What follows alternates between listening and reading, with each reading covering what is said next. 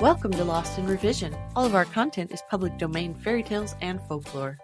We are here to celebrate the original literature instead of just reading the modern sanitized versions. We post short segments of stories daily for people who just want a story to follow along with, and monthly full episodes where we read and discuss popular classics. Come and find us on Patreon to listen to the full chapters early and without interruption. Any support you can offer helps keep this podcast going and you entertained. All of our music is by Nathan Hubble and is used with his permission. Thanks, and enjoy the show. Chapter 7 For Valor, Part 5. "Well," said Peter when they were left on the platform and the taillights of the train disappeared round the corner, "it's my belief that we've lighted a candle today, like Latimer, you know, when he was being burned, and there'll be fireworks for our Russian before long." And so there were. It wasn't 10 days after the interview in the waiting room that the three children were sitting on the top of the biggest rock in the field below their house, watching the 5:15 steam away from the station along the bottom of the valley. They saw, too, the few people who had got out at the station straggling up the road towards the village, and they saw one person leave the road and open the gate that led across the fields to Three Chimneys and to nowhere else. "Who on earth?" said Peter, scrambling down. "Let's go and see," said Phyllis. So they did, and when they got near enough to see who the person was, they saw it was their old gentleman himself, his brass buttons winking in the afternoon sunshine, and his white waistcoat looking whiter than ever against the green of the field. "Hello!" shouted the children, waving their hands. "Hello!" shouted the old gentleman, waving his hat. Then the three started to run, and when they got to him, they hardly had breath left to say, How do you do?" "Good news," said he. "I found your Russian friend's wife and child, and I couldn't resist the temptation of giving myself the pleasure of telling him." But as he looked at Bobby's face, he felt that he could resist that temptation. "Here," he said to her, "you run on and tell him. The other two will show me the way." Bobby ran, but when she had breathlessly panted out the news to the Russian, and Mother sitting in the quiet garden, when Mother's face had lighted up so beautifully, and she had said half a dozen quick French words to the exile, Bobby wished that she had not carried the news. For the Russian sprang up with a cry that made Bobby's heart leap and then tremble, a cry of love and longing such as she had never heard. Then he took Mother's hand and kissed it gently and reverently, and then he sank down in his chair and covered his face with his hands and sobbed. Bobby crept away. She did not want to see the others just then.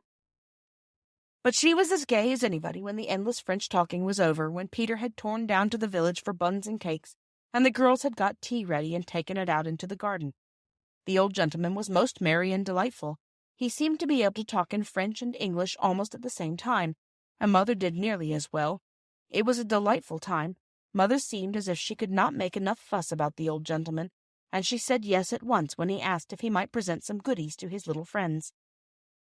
The word was new to the children, but they guessed that it meant sweets, for the three large pink and green boxes tied with green ribbon, which he took out of his bag, held unheard of layers of beautiful chocolates. The Russian's few belongings were packed, and they all saw him off at the station. Then Mother turned to the old gentleman and said, "I don't know how to thank you for everything. It has been a real pleasure to me to see you, but we live very quietly. I am sorry that I can't ask you to come and see us again." The children thought this very hard. When they had made a friend, and such a friend, they would have liked him to come and see them again. What the old gentleman thought, they couldn't tell. He only said, "I consider myself very fortunate, madam, to have been received once at your house." "Ah," said Mother, "I know I must seem surly and ungrateful, but—" "You could never seem anything but a most charming and gracious lady," said the old gentleman, with another of his bows. And as they turned to go up the hill, Bobby saw her mother's face. "How tired you look, Mummy," she said. "Lean on me." "It's my place to give Mother my arm," said Peter. "I'm the head man of the family when Father's away." Mother took an arm of each. "How awfully nice," said Phyllis, skipping joyfully. "To think of the dear Russian embracing his long-lost wife. The baby must have grown a lot since he saw it." "Yes," said Mother.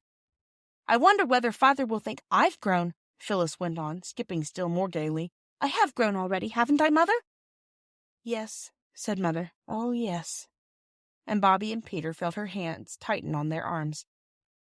"Poor old Mammy, you are tired," said Peter. Bobby said, "Come on, Phil. I'll race you to the gate." and she started the race, though she hated doing it. You know why Bobby did that. Mother only thought that Bobby was tired of walking slowly. Even mothers who love you better than anyone else ever will don't always understand. Thank you for joining us today. I would like to thank all of our supporters on Patreon. Your support helps pay for all of the things that podcasting requires and helps keep this show alive and growing. Feel free to fact check us and offer suggestions to make our show better for you. You can send us an email at lostinrevisionpodcast@gmail.com. Don't forget to follow and give us a good review anywhere you listen, and share with your friends and family. There's a lot more waiting for us all at the end of the road.